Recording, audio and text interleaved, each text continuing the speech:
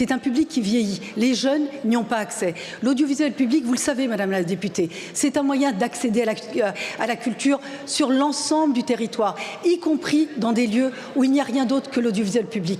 Donc moi, je vous invite plutôt à ce qu'on puisse travailler ensemble à la réforme de cette gouvernance qui n'est pas une fusion. Merci beaucoup, Madame la Ministre. Madame la députée.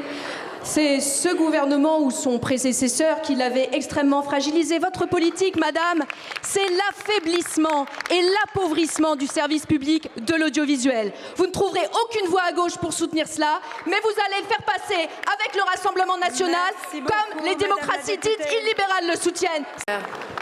Merci Madame la Présidente. Ma question s'adresse à Monsieur le ministre chargé du commerce extérieur et des Français de l'étranger. Et je tiens à y associer tous mes collègues mobilisés de façon constante aux côtés de la viticulture dans leur territoire. Monsieur le ministre, dans la folie trumpienne qui s'abat sur le monde, chaque jour apporte son lot de nouvelles provocations et de nouvelles menaces. Aujourd'hui, ce sont les vins, les champagnes et les spiritueux français qui se retrouvent avec une cible au milieu du front, avec le projet d'une augmentation de 200% des droits de douane. Monsieur le ministre, s'attaquer à notre viticulture, c'est menacer près de 500 000 emplois. S'attaquer à notre viticulture, c'est menacer la première filière agricole à l'export. S'attaquer à notre viticulture, c'est menacer un savoir-faire admiré et imité dans le monde entier.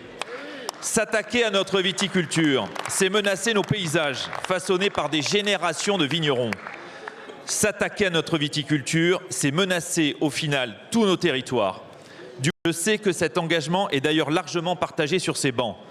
Les gouvernements successifs ont répondu présents face aux difficultés récentes de la filière. Plan d'arrachage, soutien aux exploitations en difficulté, aide exceptionnelle face au mildiou, défense de nos appellations. Mais cette fois, il ne s'agit pas seulement d'une hausse des droits de douane, mais de la volonté de fermer purement et simplement le marché américain, crucial pour la filière. La première des raisons pour laquelle nous sommes dans cette situation, et il faut toujours le rappeler en préambule, c'est que nous ne souhaitons pas une guerre commerciale avec les États-Unis comme avec aucun autre pays au monde. La guerre commerciale n'a que pour effet l'inflation, le ralentissement des exportations, le ralentissement de nos économies en général. Et nous le rappellerons et nous aurons toujours ce même dialogue vis-à-vis de nos amis et de nos alliés américains. Nous étions encore avec Éric Lombard il y a quelques jours en dialogue avec mon homologue américain Howard Lutnick pour lui rappeler ce principe et ces valeurs que nous partageons avec nos amis européens.